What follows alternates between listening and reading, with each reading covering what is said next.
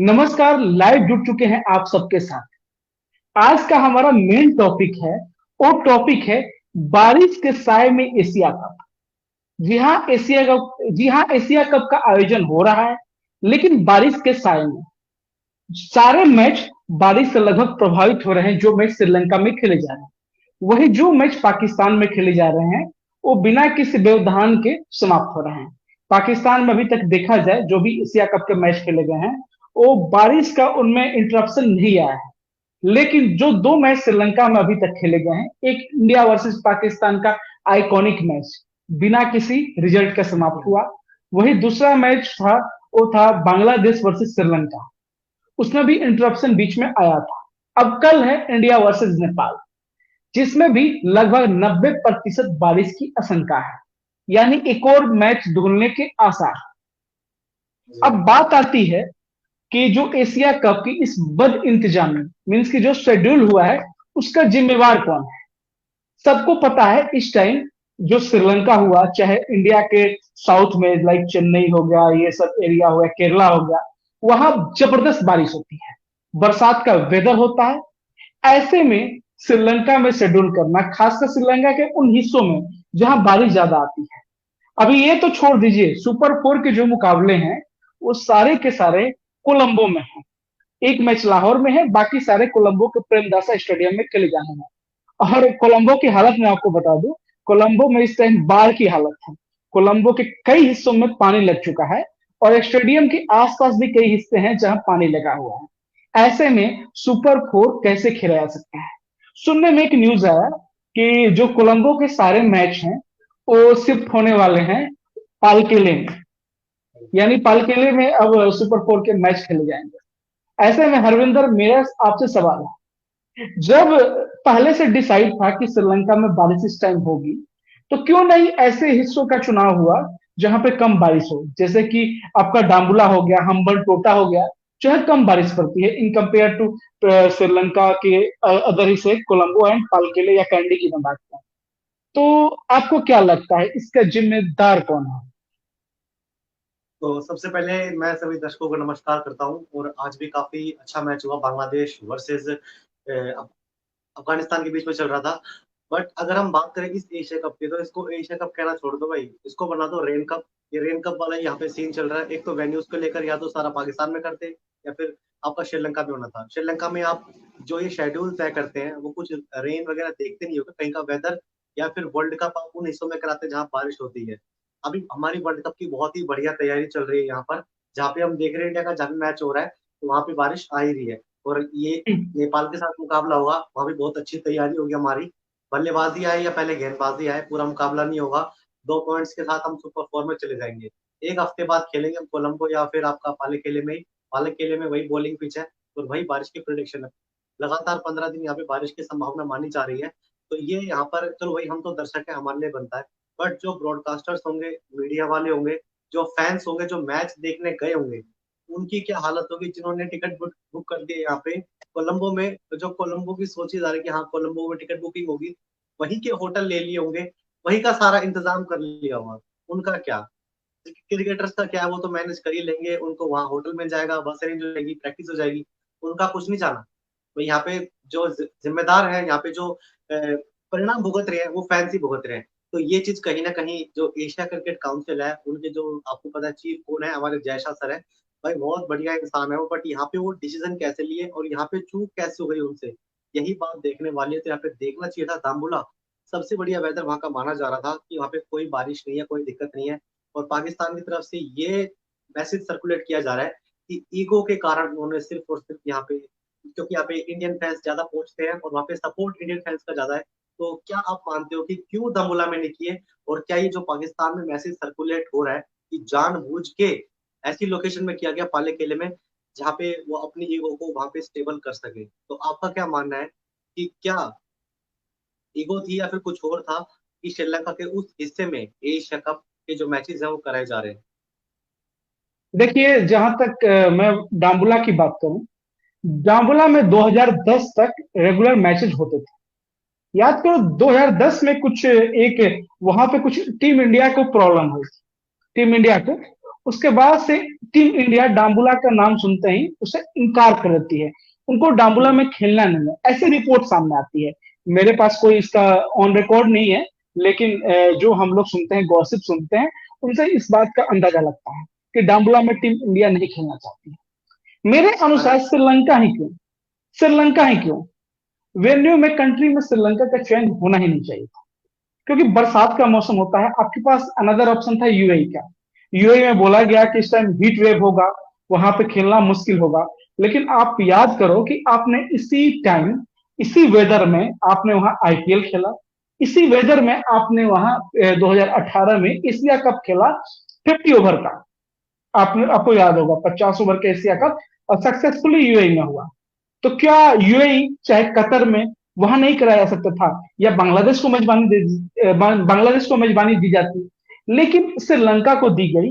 वैसे जहां का वेदर ऐसा है, आप फिलहाल जान रहे हो कि बारिश सितंबर अक्टूबर में वहां पे होती ही है। अगस्त सितंबर में श्रीलंका बारिश के चलते, हिस्ट्री है, हिस्ट्री गवाह है कितने मैच कैंसिल हुए हैं। और ऊपर से वेन्यू का चुनाव भी वैसी जगह हुआ। ये अभी शुक्र मनाओ कि कैंडी में नहीं हुआ। कैंडी और पालकेली की दूरी 10 से 12 किलोमीटर है। कैंडी में तो आप जो हाफ टाइम का खेल भी हुआ, कैंडी में टॉस भी नहीं होता, इतनी बारिश थी। खैर अभी वेन्यू का चेंज होने वाला है और मोस्ट प्रोबेबली पालकेले ही होगा। मेरे अकॉर्डिंग डाम्बुला को रेडी कर सकते थे, मेरे अकॉर्डिंग। बाकी नहीं, अगर बट देखा अभी एक जाए और ना, बात है। हाँ, एक और बात लेकिन ये है देखा कि जाए, अब इंडिया बात को। करते हैं ईगो, ईगो की प्रॉब्लम, ईगो पे आते हैं। देखिए यहाँ पे इंडिया टीम पाकिस्तान में नहीं खेलना चाहते थे, इंडियन बोर्ड भी नहीं खेलना चाहता, और हमारी गवर्नमेंट भी नहीं खेलना चाहती है पाकिस्तान में, केवल क्रिकेट। बाकी सारे स्पोर्ट्स हम लोग खेल लेंगे वहां, ठीक है, पाकिस्तान में। तो क्रिकेट हमारी मतलब गवर्नमेंट वहां नहीं खेलना चाहती है। तो जिस वजह से मैच पाकिस्तान में खेलना पॉसिबल नहीं था, और एशिया कप का आयोजन हुआ आपका यहाँ श्रीलंका में। ईगो दोनों तरफ थी, पाकिस्तान की तरफ थी, इंडिया की तरफ थी। तो मैं बोलता हूं कि जैसा जो चाहते थे, पाकिस्तान में नहीं खेलना चाहता, श्रीलंका क्रिकेट बोर्ड में उन्होंने आयोजन किया। दुबई में हमारे प्लेयर्स शायद उन्होंने मना किया, चाहे कई क्रिकेट बोर्ड है वो खेलना नहीं चाहते थे। श्रीलंका में हुआ, लेकिन वेन्यू का चुनाव सही नहीं हुआ, और उसका भुगत सारे लोग रहे हैं। नेपाल क्रिकेट बोर्ड भी, नेपाल की टीम भुगत रही है। उनके लिए कितना बड़ा मौका है कल इंडिया के सामने। ऐसे इंडिया मतलब जिनको अपना, उन्होंने विराट कोहली, आपके रोहित शर्मा, कई प्लेयर को उन्होंने अपना आइडल माना होगा। वहां के कैप्टन बोलते हैं कि रोहित शर्मा और विराट कोहली मेरे आइडल हैं। मैं उनको देखते हुए बड़ा हुआ हूं, मतलब खेलना शुरू किया। कप्तान रोहित, वहां के कैप्टन का भी नाम रोहित ही है, ठीक है। तो क्या रोहित के लिए बड़ा मौका नहीं था कि रोहित के सामने खेलना या टीम इंडिया के सामने खेलना? अगर मैच कैंसिल होता है तो टीम इंडिया की प्रैक्टिस तो जाएगी वर्ल्ड कप की, ऊपर से नेपाल का एक सपना चला जाएगा इतने बड़े नेशन के सामने खेलना। मेरे अकॉर्डिंग ये सबका लॉस। नहीं, वो तो आपने बिल्कुल सही कहा, बट अगर हम वर्ल्ड कप के पर्सपेक्टिव से बात करें कि आपके पास मौका था अपनी टीम को सामने उतारने का, और अच्छे मैचेस होते, अच्छी प्रैक्टिस होती, कोई भी मैच पूरा होता, कोई भी मैच अधूरा रहता है, तो उससे परेशान कौन होता है? टीम को क्या यहाँ पे देखने को मिलता है? क्योंकि यहाँ पे टीम इंडिया की बॉलिंग प्रैक्टिस भी हुई होगी और पाकिस्तान की बैटिंग प्रैक्टिस भी हुई होगी, बट किसी टीम का अगर बारिश में ऐसे खेल धुल जाता है, तो क्या मोमेंटम बिगड़ता है या फिर अगला मैच इससे कितना प्रभावित होता है? देखिए चैंपियंस ट्रॉफी इंग्लैंड में हुई थी एक बार, आप याद करो 2013 की। वो भी बरसात से प्रभावित होता है, पता होता है आईसीसी, क्योंकि बारिश उस टाइम होगी, फिर भी इंग्लैंड को दिया जाता है मेजबानी। अपने लास्ट टाइम भी देखा, लास्ट टाइम भी प्रभावित रहा, इस बार का भी वर्ल्ड टेस्ट चैंपियनशिप प्रभावित रहा। और ऐसे आयोजन जैसे एशिया कप, ये भी बारिश, तो बारिश एक बड़ा इश्यू है। अब आईसीसी, चाहे एशियन क्रिकेट काउंसिल, चाहे बीसीसीआई, कोई भी बोर्ड हो, उन्हें कम से कम वेन्यू सोचते टाइम ना ये भी देखना चाहिए कि वहां का वेदर कैसा होता है। मैच में किसी में नो रिजल्ट होता है या पॉइंट शेयर होता है ना, तो कई बार बड़ी टीमें इस चक्कर में बाहर भी हो जाती हैं। लाइक आप ऑस्ट्रेलिया से जाके पूछो 2013 की चैंपियंस ट्रॉफी में उनके साथ क्या हुआ। एक मैच हारे, दो मैच उनके कैंसिल हो गए, जिसकी वजह से ऑस्ट्रेलिया 2013 की चैंपियंस ट्रॉफी में फर्स्ट राउंड में बाहर हो गई, सेमीफाइनल में भी नहीं जा सकी। कई बार होता है। हो सकता था अगर सपोज कल इंडिया पाकिस्तान से हार जाता, सपोज 1%, और नेपाल से कल का मैच कैंसिल हो जाता है, अगर हो जाता है, इंडिया का हर मैच पॉइंट शेयर हो गया, तो इंडिया के लिए अभी सुपर फोर में पहुंचना एक मुश्किल चुनौती होती है।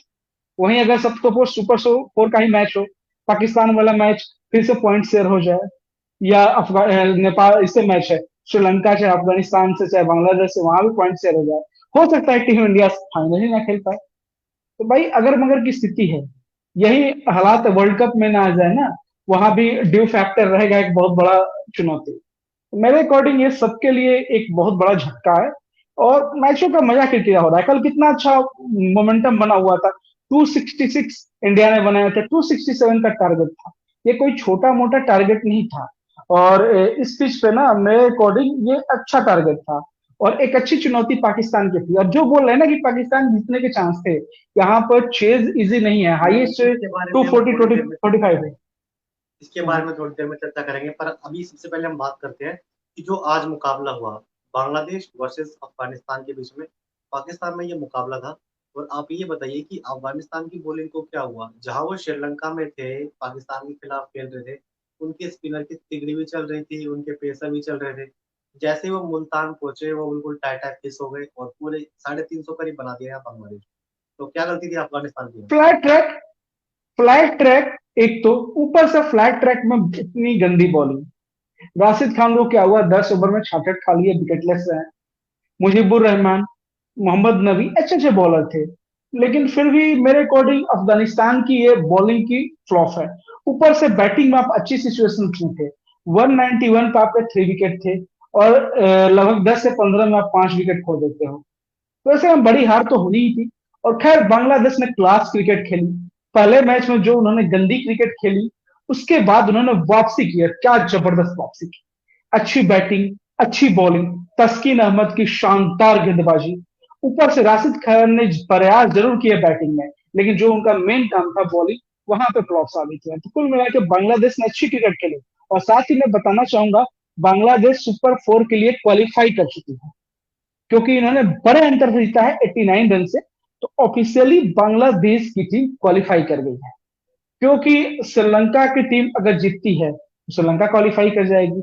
अफगानिस्तान को बहुत बड़े अंतर से, अगर अफगानिस्तान जीतती है 100 रन से, मान लो अफगानिस्तान को पहुंचना है, तब श्रीलंका की टीम बाहर होगी। अब बांग्लादेश की टीम बाहर नहीं होगी, सारे गणित अब लगा लो, लेकिन बांग्लादेश अब बाहर नहीं हो सकती। बांग्लादेश की टीम अगले राउंड में सुपर फोर में पहुंच चुकी है पाकिस्तान के साथ। अब 2 प्लेसेस बचे हैं और 3 टीमें हैं। तीन नहीं, मैं यहाँ नेपाल को भी काउंट करना चाहूंगा, 4 टीमें बची हुई है। 4 टीमें, 2 प्लेसेस, काफी रोमांचक है। अब जो परसों मैच है, श्रीलंका वर्सेस अफगानिस्तान, एक तरह से वर्चुअल क्वार्टर फाइनल होगा। अगर अफगानिस्तान को पहुंचना है तो उन्हें एक बड़े अंतर से 100 रन से जीतना होगा कम से कम मैच, या अगर 10 ओवर पहले जीतते हैं तब अफगानिस्तान के चांसेस हो गए। मेरे को लगता है कि श्रीलंका और उधर बांग्लादेश क्वालिफाई कर जाएंगी, श्रीलंका कर जाएगी साथ में इंडिया वर्सेस पाकिस्तान, ये दोनों टीमें, 4 टीमें सुपर फोर में रहेंगी। अच्छा मैच रहा तुमने। नहीं, पर अब हम बात करते हैं जो इंडिया वर्सेस पाकिस्तान का मुकाबला हुआ था। बहुत हाइप थी, हमने भी काफी ज्यादा उसको लेकर प्रिडिक्शन की थी। बट क्या हुआ उस मैच में? और पाकिस्तान की तरफ से मैंने हमारे तो पड़ोसी देश है, उनकी तरफ से भाई काफी ज्यादा मैंने उनको फॉलो किया है देखने के लिए कि हाँ वो क्या विचार रखते हैं। तो शाहीन शाह अफरीदी को उन्होंने भाई काफी ऊपर चढ़ा दिया। हारिस रऊफ को भी काफी हाई रेट किया उन्होंने। नसीम शाह को ऐसा माना कि भारतीय टॉप ऑर्डर यानी कि भारतीय टीम का ये फ्लॉप शो था, तब जाकर 266 बने। तो आप बताइए कि भाई 266। दोस्त, आप 4 विकेट 66 पर गिरा के फिर भी 266 खा रहे हो। और तो गनीमत है कि हार्दिक और ईशान किशन आउट हो गए हैं, वरना ये आप 340 भी कल खा गए हो तो 350 भी बन सकते थे। 221 थे आपके 40 ओवर में, अगर सपोज दोनों नॉट आउट होते, ईशान किशन और हार्दिक, तो 350 खा गए होते। शाहिन शाह अफरीदी ने नो डाउट जबरदस्त बॉलिंग की, लेकिन अगर आप हारिस रऊफ पे आते हैं या नसीम शाह, तो थोड़ा सा आपको उनका बॉल गेंदबाजी का ना थोड़ा आंकड़ा देखना चाहिए। हारिस रऊफ ने 7 से ऊपर के रन रेट से रन खाए हैं, चौके छक्के की बौछार हो गई थी उनपे। उनको अच्छी तरह से ईशान किशन और हार्दिक पांड्या दोनों ने उनकी क्लास, विकेट बेशक 3 मिले, लेकिन आपने रन बेशक 7 रन से ऊपर लौटाए हो। जब आप 66 पे 4 करने के बाद आपको 66 बनवा देते हो। Haris Rauf is a good bowler, उनकी एक खासियत है कि वो पुरानी बॉल से बेहतरीन बॉलिंग करते हैं। लेकिन कल क्या हुआ, कल मेरे को तो उनसे कोई खौफ नहीं लगा। स्टार्टिंग में उनकी बॉलें ठीक थी, विकेट उनको बेशक मिले, लेकिन एक बार ईशान किशन और हार्दिक पांड्या ने जो उनकी क्लास ली ना, वो उनको खुद उनको पता होगा ना कि वो कितने पानी में है। मेरे अकॉर्डिंग टीम इंडिया की जो शुरुआत अच्छी हो जाए ना, तो इस पाकिस्तानी बॉलिंग की कलई वहां खुल जाएगी। शाहिन शाह अफरीदी को बेशक विकेट मिले, नहीं, शानदार अब बॉलिंग ये भी कह उनकी। रहे हैं कि रोहित शर्मा ने काफी टाइम से कह रहे हैं कि लेफ्ट आर्म बॉलर के सामने स्ट्रगल कर रहे हैं वो, और फिर से कह रहे हैं कि 10 तारीख को जब इंडिया पाकिस्तान का मुकाबला होगा, या फिर यानी कि जब भी एक इंडिया बात, वर्सेस पाकिस्तान कल का कल मुकाबला होगा, तो कल फिर से के टारगेट मैच में करेंगे। कल के मैच में मैं एक मिनट, आप T20 रिकॉर्ड और ओडीआई रिकॉर्ड और टेस्ट तीनों का अलग रखो। रोहित शर्मा के तीन लगातार दो सेंचुरी और एक हाफ सेंचुरी है पाकिस्तान के वर्सेस लास्ट 4 मैच में। कल के मैच के लेके मैं बोल रहा हूँ, 140, 113 और 52 रन, तीन बेहतरीन इनिंग है। मैं ये कहना चाहूंगा कि कल क्या था, बारिश हो रहा था, बीच में जाओ फिर आओ, पवेलियन जाना आना, जो आप अभी को बताओ, आपका जो ध्यान होगा, अगर आप बैटिंग कर रहे हो, एक बारिश आ गई, फिर जा रहे हो, फिर वापस आ रहे हो, फिर से जीरो से स्टार्ट करना पड़ता है। इस चक्कर में भी मैं मानूंगा कि इंडिया के टॉप प्लेयर ने गंदा खेला, लेकिन ये भी एक जिम्मेदार था कि बीच बीच में रेन इंटरप्शन पड़ना, ये फिर से आपको जीरो से स्टार्ट करना पड़ता है। बॉलर को वहां घाटा नहीं होता है, वहां बैटर्स को घाटा होता है। और नहीं, टीम इंडिया को उसकी अगर कल भारतीय टीम गेंदबाजी करती और यही सिचुएशन पाकिस्तान से बनती कि बार बार वो 5-5 मिनट में बल्लेबाजी करने आ रहे हैं, तो भारतीय गेंदबाजों का क्या रूप आप वहां देखते? क्या रोहित शर्मा बाबर आजम वाली गलती करते हैं यहाँ पे? नहीं, बिल्कुल नहीं। जो ये बोल रहा है ना कि भाई टीम इंडिया की बॉलिंग वीक है पाकिस्तान से, यार मोहम्मद सिराज पिछले 2 सालों में देखा जाए तो पहले 10 ओवरों में सबसे ज्यादा विकेट लिए हैं। और स्टार्टिंग के ही नहीं, स्लॉग ओवरों में, जो लास्ट में अगर या मिडिल ओवर में भी, वहां भी विकेट लिए हैं। मिडिल ओवरों की बात करूं तो शार्दुल ठाकुर ने सबसे ज्यादा विकेट लिए हैं। और जसप्रीत बुमराह, बेशक पाकिस्तान के खिलाफ उनका रिकॉर्ड उतना बेटर नहीं है, लेकिन उनकी इकोनॉमी ज्यादा नहीं है। इकोनॉमी 4.37 है, 4.37, यानी पाकिस्तान ने जसप्रीत बुमराह को बस डिफेंड किया है, रोका है उन्हें, ये नहीं है कि उन पर प्रो खेला है। तो मेरे अकॉर्डिंग जसप्रीत बुमराह है, और ये मोहम्मद सिराज और शार्दुल ठाकुर और हार्दिक पांड्या, ये चौकड़ी थी ना, पाकिस्तान से किसी मामले में हमारी चौकड़ी कम नहीं थी।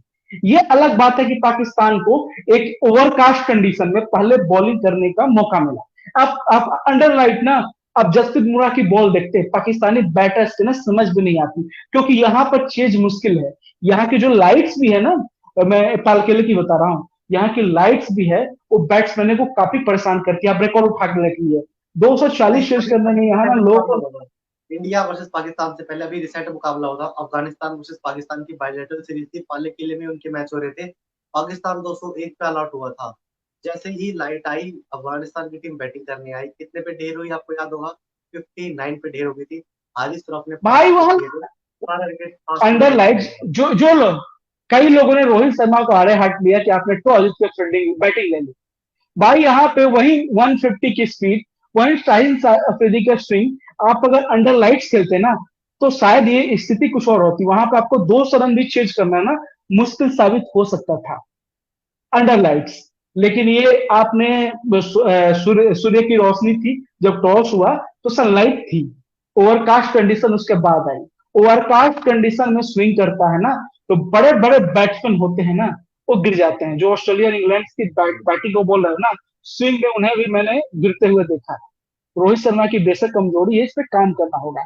और डरने की जरूरत नहीं है, पाकिस्तानी बॉलरों को हवा भी बनने की जरूरत नहीं है। यही बॉलर अहमदाबाद में आएंगे ना, तो यही गिल साहब है हमारे ना, उनकी ठुकाई जो करेंगे उनको याद रहेगा। जहां स्विंग है वहां पाकिस्तानी बॉलर्स काल हैं आपके लिए, लेकिन जहां थोड़ी बैटर्स को मदद है, वहां आप देखोगे ये हारिस रऊफ, नहीं, नसीम शाह, उनकी क्या कुटाई एक और होती है। सवाल है आपसे, एक और सवाल है मेरा आपसे कि भाई कल के मैच में क्या हुआ? शाहीन अफरीदी ने रोहित शर्मा को इन स्विंग पे आउट किया, तो उस पर विराट कोहली का हाँ, रिएक्शन आया, उन्होंने आंख थोड़ी सी बड़ी कर ली, तो शॉकिंग थे वो कि इतना बड़ा स्विंग कैसे मिल गया। तो उसको लेकर उनको काफी ट्रोलिंग की जा रही थी कि रोहित जो विराट नहीं ये कोहली है ट्रॉली वो नहीं किया है। डगआउट में डर गए, और फिर जब आप पहुंचे, मैं पहले बात सुनिए पूरी, वहां करके जब वो बल्लेबाजी करने गए, फिर उन्होंने नसीम शाह को बाउंड्री लगाई, शाहीन शाह अफरीदी जैसी गेंदबाजी कर ले आए, तो वो प्रेशर में आ गए और प्रेशर में उन्होंने विकेट गवा दी। इस पर क्या जवाब? देखिए क्रिकेट क्या है, क्रिकेट में ना आज आप राजा हो, कल रंक बनने में टाइम नहीं है। वही विराट कोहली, जिन्हें कल तक सब लोग बोलते थे कि विराट तो अकेले पाकिस्तान बॉलर्स को देख लेगा, अभी भी देख सकता है, लास्ट टाइम भी वही सिचुएशन था। कल क्या हुआ, प्ले डाउन हो गया, थोड़ा कैजुअल बिहेवियर दिखा, डर नहीं दिखा। जो रोहित शर्मा ने बॉल फेस की ना, उस बॉल पे दुनिया का कोई भी बैट्समैन आउट ही होता। अनप्लेबल बॉल था, कई क्रिकेट एक्सपर्ट्स का ऐसा मानना था, मेरा भी मानना था कि लगभग अनप्लेबल बॉल था। आप रोहित शर्मा की कमजोरी बेशक देखो, साथ में आप शाहिन शाह अफरीदी की बॉलिंग भी तो देखो। उस पॉइंट पे, उस ओवरकास्ट कंडीशन पे जो उन्हें स्विंग मिला, और 140 प्लस की स्पीड अगर हो बॉलर्स की, ऊपर से स्विंग कर जाए तो कितनी खतरनाक होती है आप समझ सकते हो। सपोज भुवनेश्वर कुमार है, इंडिया का best swing bowler of world, लेकिन स्पीड उनके पास नहीं है। अगर भुवनेश्वर कुमार के पास सपोज 140 की स्पीड आ जाए तो भुवनेश्वर कुमार कितने खतरनाक साबित हो सकते हैं, आप सोच भी नहीं सकते। कल के मैच में ना भुवनेश्वर कुमार 5 विकेट लेते अगर उनके पास स्पीड होती, अगर भुवनेश्वर कुमार को उतारा जाता। मैं इतना इतना दावे के साथ कह सकता हूँ, शाहिन शाह अफरीदी एक वर्ल्ड क्लास बॉलर है, जिसके बाद जबरदस्त स्विंग बॉलिंग है। और ऊपर से लास्ट टाइम वर्ल्ड कप में उसकी फिटनेस उतनी बेटर नहीं थी, फिटनेस भी इंप्रूव हुई है, और कल परिणाम आपको दिखा। बैट्समैन के लिए तो एक बॉल ही काफी है, बॉलर्स के लिए वापसी के तमाम मौके होते हैं। नहीं, विराट वही कोहली को कह रहा बेशक हूँ। आप क्रिटिसाइज कर लो, बेशक क्रिटिसाइज कर लो। विराट कोहली को जो बोल रहा है कि डर गया, भाई मेलबर्न में ना इससे बुरी कंडीशन थी, 4 विकेट आपके 21 पे गिर गए थे, और जब चीज करने के टाइम रन रेट 15-16 का रिक्वायर्ड पहुंच गया था। वहां पे हर इंडियन के दिल में एक आस थी ना, तो विराट कोहली के होने से थी। ये है विराट कोहली। जब आपके 7 विकेट 8 विकेट गिर गए और सामने पता है कि टैलेंट्स भरे पड़े हैं, और रिक्वायर्ड रेट 20 से ऊपर का चला गया हो, ऐसे में कोई मैच जिता सकता है नहीं इस प्रेशर में, तो दो प्लेयर ही हैं, विराट कोहली और MS धोनी, जो अपने पिक पे नहीं, होते हैं ना, तो इन मैचों को भी आपने कवर जो कर बात सकते कही, मेरे मुंह की बात छीन लिया आपने। कहीं ना कहीं आप रिकॉर्ड निकालेंगे ना विराट कोहली के रिसेंट मैचेस का पाकिस्तान के हैं। खिलाफ। विराट कोहली, अगर यार अब विराट कोहली को डरने की, देखो, आउट होना मैं मानता हूं कैजुअल बिहेवियर था, कैजुअल शॉट था, लेकिन भाई साहिल साहब अफरीदी की बॉल पे घबरा के आउट होना, जो ये लोग कह रहे हैं ना, यार विराट कोहली ने मुश्किल सिचुएशन फेस किए हैं, फ्लैट ट्रैक्स बुली नहीं है, जिम्बाब्वे के बॉलर को नहीं खेलने वाला है। विराट कोहली ने लासित मलिंगा को ना क्लास याद दिला दी थी कि लासित पीक, विराट कोहली जब कौन मलिंगा है। का पीक था। मिचेल जॉनसन की पिक, भाई साइंस आफरीदी कह रहे हो ना, जब जॉनसन अपने पिक पे थे ना, जॉनसन को खेलना क्या होता था, जाके आप एलिस्टर कुक से पूछो, जाके आप इंग्लैंड के बैटर से पूछो। भाई 7-7 रन पे ऑल आउट टीमें होती थी। उस जॉनसन को, उस जॉनसन के साथ जो विराट कोहली एक बार फ्लॉप हुए, अगली बार उस जॉनसन के सामने उन्होंने 4 सेंचुरी बैक टू बैक लगाई, 4 टेस्ट सीरीज में 4 सेंचुरी, ऑस्ट्रेलियन कंडीशन में, जहां बॉलिंग के हमें लिए हमें मुफीद बताने की पिचों जरूरत पे। नहीं है विराट कोहली कौन है। हमें वो बताने की वो जरूरत है, नहीं नहीं विराट नहीं, कोहली मैं कौन है। उनके लिए सब बोला। जानते हो, सब और, जानते हैं, पर मैं उनका और खासकर बड़बोलापन छुपा पाकिस्तानी, नहीं है। नहीं, खासकर आपको बड़बोलापन पाकिस्तानी दिख रहा है। दर्शकों के लिए, नहीं नहीं, पाकिस्तानी दर्शकों के लिए। भाई मैं पाकिस्तान के सारे दर्शकों की रिस्पेक्ट करता हूं, लेकिन कुछ लोग जो कि क्रिटिसाइज विराट कोहली कल के लिए कर रहे हैं, भाई लास्ट ईयर आप याद कर लो, 22 अक्टूबर आपके साथ क्या हुआ था, सॉरी 16 अक्टूबर को क्या हुआ था आपके साथ। इसी विराट कोहली ने ना आपके जबड़े से जीत छीन ली थी, आप लोग तो जश्न मना रहे थे, जो तमाम क्रिकेट एक्सपर्ट थे पाकिस्तान का, क्या हुआ आपका। आप जाके हारिस राउफ से पूछो कि विराट कोहली कौन है, ये अफरीदी जो आज कल स्टार बना रहा है ना, इसी अफरीदी को क्लास याद दिलाई थी विराट कोहली ने। वर्ल्ड का कौन सा बॉलर है जिसे विराट कोहली ने इसी क्लास नहीं ली है, सामने लो। और रही बात ना भाई वर्ल्ड विराट कप में, कोहली आ को जाओ, पीछे वजह से तो है ना। विराट कोहली को छोड़ दो, तुमको हार्दिक पांड्या देख लेगा, तुमको तो शुभमन गिल देख लेगा, तुम्हारे बॉलर्स को। इंडिया वर्ल्ड कप जीतेगी, कितना भी जोड़ लगा लो। जो आप क्रिटिसाइज कर वर्ल्ड रहे कप हो ना मत कि टीम जाइए। इंडिया आप ऐसी है, वर्ल्ड कप तक इंडिया मत वर्ल्ड कप लाएगी। आप वर्ल्ड कप तक मत जाइए। मैं कह रहा हूँ जब अगली बार टकराएंगे इंडिया वर्सेस पाकिस्तान, टकराएंगे जरूर, तो पूरी अरे आशंका है। एशिया कप, अगली बार एशिया टकराएंगे कप तो अगर याद करेंगे। बारिश ना हुआ ना, बारिश ना हुआ, अगर इंडिया के लिए थोड़ा सा लक इंडिया का साथ दे दिया ना, तो एशिया कप भी आप नहीं जीत पाओगे। पाकिस्तान आपने एशिया कप कितने जीते हैं, 2012 से आपने कोई एशिया कप नहीं जीता है। बेशक आपने एक चैंपियंस ट्रॉफी के गीत गाते हो, आपने हमें 10 विकेट से हराया आपने T20 वर्ल्ड कप में, लेकिन क्या हुआ, आप तो सेमीफाइनल में आपकी भी क्लास लग गई। हम लोग तो हारे ही, हम लोग तो हर वर्ल्ड कप में सेमीफाइनल जाते हैं, हम लोग चोकर से मान लिया, लेकिन हम लोग हर वर्ल्ड कप में जाते हैं आपकी तरह। जब बड़ा वर्ल्ड कप आता है 50 ओवर का, वहां पे हम जाके फ्लॉप नहीं होते हैं। आप तो 2015 वर्ल्ड कप नहीं खेल पाए हो सेमीफाइनल, उनको 2019 में ये नहीं खेल बताइए, पाए, उनको और 2023 में ओडीआई नहीं खेल वर्ल्ड कप पाओगे। में, ओडीआई वर्ल्ड कप में सेमीफाइनल में गए कितने साल हो गए? भाई 2011 में गए हैं ये लोग, 2011 के बाद इनको 12 साल हो गए। 12 साल से आप नहीं गए सेमीफाइनल और तक नहीं चैंपियंस गए। ट्रॉफी जीते हो, उसके लिए क्लैप है, आपने चैंपियंस ट्रॉफी जीता है। लेकिन चैंपियंस आप ट्रॉफी बड़े अलग मौके चीज पे है, मैं आप वर्ल्ड लोग कप भी की बात कर रहा वर्ल्ड कप में नहीं गए हैं यार। क्या बात करते हैं, इनसे कंपेयर है?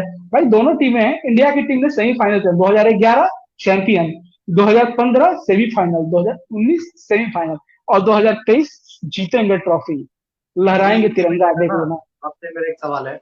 अभी टीम इंडिया का वर्ल्ड कप स्क्वाड हम्म, अनाउंस होने वाला है 5 सितंबर, ठीक है? और केएल हम्म। राहुल फिट डिक्लेयर कर दिए गए हैं। और आप क्या, संजू सैमसन, केएल राहुल को टीम इंडिया क्यों ले रही है वर्ल्ड कप में? क्या उनकी अचीवमेंट्स है? क्या उनकी फिटनेस है? क्या उनका वो ओहदा है? क्या वो विराट कोहली, सचिन तेंदुलकर के लेवल के हैं कि हाँ वो चोटिल थे, साहिल डायरेक्ट साहब, टीम इंडिया में एंट्री होगी? डोमेस्टिक भी नहीं खेले हैं, प्रैक्टिस मैच खेले थे, वहां भी कुछ खास नहीं किया। विकेट कीपिंग में भी उनको इतना, मेरे को नहीं लगता कि इतना उनको अपने पर सेल्फ बिलीव होगा। तो केएल राहुल को क्यों इतना प्रेफर कर रहे हैं? क्या उनके अलावा कोई और नहीं है? संजू सैमसन नहीं है क्या? कहना नहीं चाहिए, पता नहीं चयनकर्ताओं खासकर बीसीसीआई का क्या रिश्ता है केएल राहुल के साथ। यार, आप ना कॉन्फिडेंस डाउन कर रहे हो बंदों का, जो बंदे नहीं, यहाँ परफॉर्म बात आपके रोहित लिए शर्मा कर की रहे भी हैं। आती है। यहाँ बात रोहित शर्मा की भी आती है, कोच राहुल द्रविड़ की भी आती है।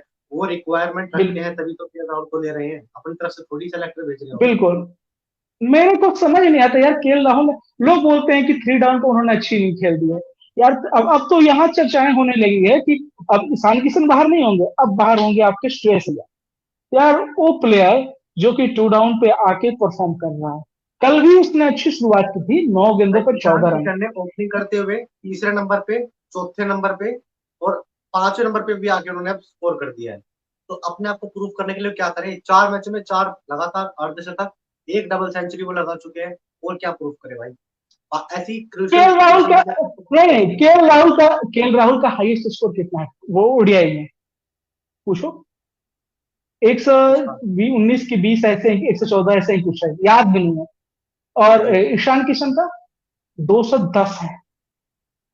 जो 5 पिछली अवे इनिंग है ना आपकी, क्या नाम है ईशान किशन की, उसमें सबसे कम स्कोर 52 है। जो 5 पिछली अवे इनिंग की मैं बात करूं, उसमें एक 210 है, एक 52 है, एक 70 की 75। अब सब स्ट्राइक रेट की एक बात बात करूं ना, बोले, स्ट्राइक रेट 121 की स्ट्राइक रेट है अवे मैचेस में, जहां पीछे मुश्किल होती है, कोई इंडिया का रिकॉर्ड नहीं है। भाई ओडीआई क्रिकेट में, T20 क्रिकेट में वो फ्लॉप रहे हैं, मानता हूं ईशान किशन की जगह T20 क्रिकेट में नहीं बनती है, लेकिन बात जहां ओडीआई क्रिकेट की आती है, ईशान किशन ने ऋषभ पंत के जाने के बाद ना उनकी कमी नहीं खलने दी है बैटिंग में। और छोटा सा कद है, जो छक्के हरीश राव को कल उसने मारे थे, आपको देखना चाहिए यार उस प्लेयर को आप बाहर करने के लिए। गौतम गंभीर ने एक बहुत अच्छी बात बोली, हम लोग गौतम गंभीर को हमेशा क्रिटिसाइज करते रहते हैं कि गौतम गंभीर जलते हैं सबसे, मानते हैं उनकी कुछ प्रॉब्लम है धोनी और विराट कोहली से, और उनके क्रिटिसाइज करते हैं गंभीर। लेकिन जब बात टीम की आती है ना, गौतम गंभीर ने वहां मोहम्मद कैफ से लड़ पड़े थे लाइव में। मोहम्मद कैफ का कहना था कि केएल राहुल आने चाहिए और उनको पहले खेलना चाहिए, क्योंकि उन्होंने अपने को प्रूव कर दिया है। तो इनका ये जवाब था, जबकि उनके फ्रेंचाइजी कैप्टन है। इसके बावजूद गौतम गंभीर का बयान था कि हम लोग ऐसे प्लेयर को क्यों ले जिसने परफॉर्म किया था, ऐसे प्लेयर को क्यों ना ले जो कि परफॉर्म कर रहा है। परफॉर्मेंस की भी आप पे ना आपको लेना चाहिए। आपको आप संजू सैमसन को बाहर कर रहे हो, संजू सैमसन को मौके कहाँ दिए, आज खेल रहे हो सेम वही बारिश वाला हाल है। आप टीम में हो आज, अरे आप नहीं हो, आप टीम में हो नहीं हो, आपने कभी तो उसके साथ न्याय तो किया नहीं। एक ऐसा प्लेयर जिसकी क्लास की पूरी दुनिया मुरीद है, कई कई एक्सपर्ट कहते हैं कि अगर वो खेल गया टीम इंडिया के लिए ना, तो महेंद्र सिंह धोनी जैसा विनर बन सकता है। फिनिशर मैं बोल रहा हूँ यहाँ पे।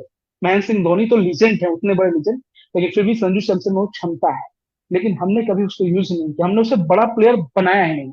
प्लेयर बड़ा बनाना पड़ता है, तिलक रत्न दिलशान इसका एग्जाम्पल है। दिलशान एक सिंपल से क्रिकेटर, एक फ्लॉप क्रिकेटर था, उनको ओपनिंग लाया गया, और उसके बाद से हिस्ट्री गवाह है कि तिलक रत्न दिलशान क्या बने, वीरेंद्र सहवाग। तो प्लेयर को बनाना चाहिए।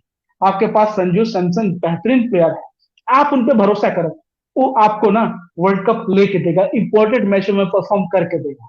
मेरा यही मानना है कि किसी अनफिट प्लेयर से, केएल राहुल का आप देखते हो कई बार सेल्फिश इनिंग हो जाती है, कई बार मान लो केएल राहुल ने जिता दिया आके, अलग बात है, लेकिन संजू सैमसन ना दिल से खेलता है, टीम के लिए खेलता है, उस अपने रिकॉर्ड के लिए नहीं, वरना वो भी सेल्फिश इनिंग खेल के ना अपने एवरेज इंप्रूव कर लेता है। तो मेरे अकॉर्डिंग ऋषभ पंत के ना रहने पे आपके 2 विकेट कीपर होना चाहिए थे, संजू सैमसन और ईशान किशन, जो करंट सिचुएशन है। लेकिन हमने उसी अनफिट राहुल के लिए इनको बैकअप में रखा। सपोज इसी बीच कल के मैच में ही ईशान किशन को सपोज चोट लगती, वहां कीपिंग कौन करता? रोहित शर्मा, विराट कोहली, कौन आता? आपने तो बैकअप में रखा हुआ था। ये चीज होती है। केएल राहुल अब रवाना हो चुके हैं, सुनने में आया है, फिट करार दिए गए हैं। आते ही कहीं उनको पाकिस्तान के खिलाफ 10 तारीख को फिर से प्लेइंग 11 खिला दो और फिर से शाहिन शाह अफरीदी की वही सिंग बॉलिंग, उसी बोल्ड होते हैं जीरो पे, और फिर से आप उन्हें क्रिटिसाइज करो। मैं उनका आलोचक नहीं हूँ, मैं इनको बहुत पसंद करता हूँ, कई इनिंग मैंने पसंद की है T20 क्रिकेट में, लेकिन फिलहाल केएल राहुल का जगह वर्ल्ड कप के लिए नहीं बनता है। उन्हें अपने डोमेस्टिक में जाके परफॉर्म करना चाहिए था, फिर उनको वापसी करनी चाहिए। डायरेक्ट प्लेइंग 11 में आने के हकदार बिल्कुल नहीं है। ये मेरा पक्ष है। तो सबसे बड़ी बात यह है ना कि टीम इंडिया में ईशान किशन का मैं इतना बड़ा समर्थन नहीं था। आईपीएल में उन्होंने मुंबई के लिए मैं भी परफॉर्म नहीं किया, था। फिर उनको सिलेक्शन किया जाता है श्रीलंका सीरीज में, जहां टीम इंडिया के जो एक बी टीम इंडिया बोल रहे थे उसको, उनसे ओपनिंग शायद वो वन डाउन आते हैं, ऋतुराज गायकवाड़ और धवन ओपनिंग करते हैं। पहले ही मैच में अर्धशतक लगाते हैं, छक्के के साथ अपना अर्धशतक पूरा करते हैं। देन उनको बांग्लादेश की सीरीज में टीम इंडिया में लिया जाता है, वहां पे भी उनको अलग अलग पोजीशन में खेला जाता है, ओपनिंग में डबल सेंचुरी ठोकते हैं वो। फिर उनका वेस्टइंडीज दौरे के लिए नाम सिलेक्शन होता है, वहां पे पूरी सीरीज में पूरे इंडिया के सारे बल्लेबाज लोग तीनों मैचों में अर्धशतक लगाते हैं। और अब पाकिस्तान जैसी टीम के साथ हमारा क्रूशल मैच था, हमारे बड़े धुरंधर नहीं चल पाए, वहां पांड्या के साथ उन्होंने ऐसा जज्बा दिखाया जैसे कि हम देखना पसंद करते हैं। पहले के टाइम पे एक कहावत चलती थी कि विराट कोहली और रोहित को निपटा दो, बाकी टीम इंडिया वैसे ही ढह जाएगी। 2012-13 के बाद से कहावत चलती आ रही थी, तो यहाँ कहीं ना कहीं इन्होंने उसको रॉन्ग प्रूफ कर दिया है और भारतीय टीम का अच्छा भविष्य यहाँ दिख रहा है। ईशान किशन की जगह मैं यहाँ बिल्कुल पक्की मानता हूँ, नंबर 5 नंबर 4 उनको कहीं भी खिलाओ, चाहे उनको आप ओपनिंग कराओ, जहां मर्जी खिलाओ, पर वो एक आपके बहुत सेफ प्लेयर है, ट्रस्ट उनके ऊपर आप कर सकते हो एक मैं और उन पर आपको बिलीव हम्म, जरूर दिखाना पड़ेगा। और मैं चाहता हूँ कि केएल राहुल को ही सिलेक्ट करेंगे। मुझे पता है वर्ल्ड कप के लिए केएल राहुल ही जाएंगे, क्योंकि इसीलिए उनकी वजह से डिले हो रही है, पर डिजर्व यहाँ पर संजू सैमसन करते हैं। और मायने में उनसे बेहतर है, जितने मर्जी फास्ट आप उनको खिलाइए, जितने मर्जी स्पिनर की स्विंग जैसी मर्जी, उनको कोई फर्क नहीं पड़ता। आईपीएल में आपने देखा होगा, उन्होंने शायद 2012-13 से खेलना शुरू किया है, कितने कितने खतरनाक बॉलर आईपीएल में आए हैं और डोमेस्टिक में उन्होंने फेस किया। आज तक मैंने उनको किसी फास्ट बॉलर की बॉल पे इतनी आसानी से बोल्ड होते हुए नहीं देखा, ना ही कभी स्ट्रगल करते हुए देखा। एक उनके पास एक क्या बोलते हैं ना कि नेचुरल टैलेंट ऐसा है कि वो अपने आप को बहुत स्लाइटली फ्लुएंटली वो मार सकते हैं। मैंने तो उनको लाइव खेलते हुए देखा है दिल्ली में, कि जहाँ इतने फास्ट बॉलर्स होते हैं आपके, उनको कितने कैजुअली सिक्सेस लगाते हैं। और जैसे आपका टेनिस बॉल टूर्नामेंट्स होते हैं, मैंने उनको वहां पे देखा है कि वो आपके 5-5 6-6 घंटे तक आउट ही नहीं होते। हर बॉल पे सिक्स, जहां आप बोलेंगे वहां उन्होंने सिक्स लगाए हैं, चाहे आप जहां मर्जी लैंड कर सकते हो। तो संजू सैमसन पर भारतीय टीम ट्रस्ट नहीं करती मेरे हिसाब से। बट क्या बोलते हैं ना, कई बार खोटा सिक्का समझते हो आप अपने शानदार खिलाड़ी को, बट वही आपको ऐसे मैचेस जिताएगा जहां सबकी उम्मीद खत्म होती है।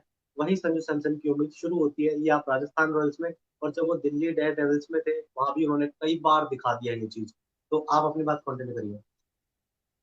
देखिए, इन सब के बीच हम लोग एक प्लेयर का नाम बोलते जा रहे हैं, हमने चर्चा ही नहीं की। हार्दिक पांड्या। यार, हार्दिक को लास्ट ईयर कॉन्फिडेंस दिखाया गया, उनको कैप्टन बनाया गया T20 में, और वाइस कैप्टन उन्हें बनाया गया ODI में भी। लेकिन आयरलैंड दौरे के टाइम और वेस्ट इंडीज में थोड़े से हार्दिक पांड्या फ्लॉप है। T20 सीरीज हमने गंवा दी, वहां से क्रिटिसाइज शुरू हुआ उनका, एज ए कैप्टन होना चाहिए। लेकिन उसके बाद से सुनने में ये आया कि हो सकता है एशिया कप में उनकी वाइस कैप्टनसी मतलब उप कप्तान वो ना रहे और जसप्रीत बुमराह को उप कप्तानी दे दी जाए। ये सुनने में आया। सोचिए, अक्ल को आप कैप्टन हो, आज आपसे उप कप्तानी भी छीन ली गई। अगर ऐसा होता तो खैर ये नहीं हुआ। तो मेरे अनुसार ना, हम लोग हार्दिक पांड्या जी को भूल जाते हैं। हार्दिक पांड्या, हम लोग बेन स्टोक्स को याद रखते हैं, हम लोग बड़े बड़े प्लेयर को याद करते हैं कि बड़े मैच में परफॉर्म करने वाला। लेकिन हार्दिक पांड्या की अगर आप ODI क्रिकेट में पिछली जो टॉप के 7 स्कोर देखोगे, उसमें 6 आपके ऑस्ट्रेलिया के खिलाफ, 5 ऑस्ट्रेलिया के खिलाफ है, 2 पाकिस्तान के खिलाफ।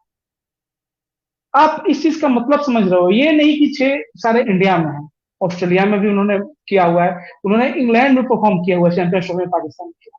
एक ऐसा प्लेयर जिसने बड़े मैचों में, नॉकआउट्स में, world cup T20 world cup semifinal वहां भी परफॉर्म किया, और कल प्रेशर प्रेशर सिचुएशंस में ईशान किशन का जो साथ दिया ना, यार हार्दिक पांड्या को भी हम लोग को ना उतना ही अप्रिशिएट करना चाहिए। ये बड़े मैच का प्लेयर है, ये आपको 10 फ्लॉप 5 फ्लॉप इनिंग दे सकता है छोटी मोटी, लेकिन अपनी बॉलिंग या अपनी फील्डिंग से आपको जिता के दे सकता है।